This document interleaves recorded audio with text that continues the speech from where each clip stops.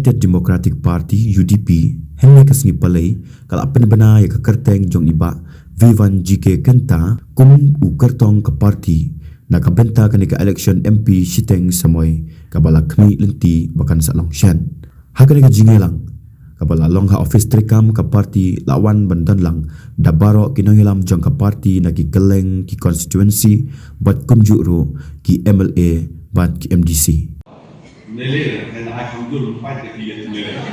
Ha, kamu. Boleh sigoli di baro. Negau.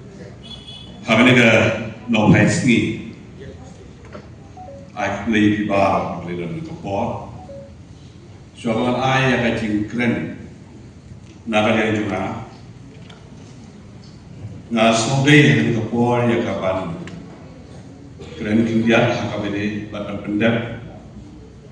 Ya kani kabenta kapangin penskam iba Vivan Stone J Kharngap Kenta kumu candidate Joka Party ngasuhawan bentip api ki non tersan le Joka Party UDP bat ki non thepor balo Joka first Shillong parliamentary seat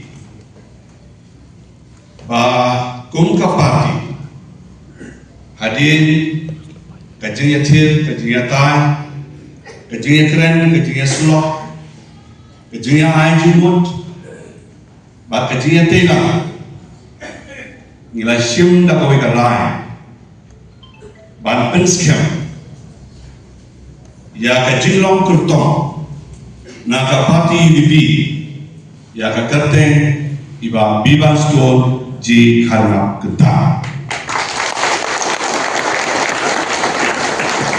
ya bangan penting yang ada kepor bagai kublai ti ya iba Vivan bat haka jong kepor kum kadak jong kajin penskam bat kajin burung dungi baro yi nakar bat ya kayin bapin soha ban yeng lang ban tapti kan bagan kublai ya iba Vivan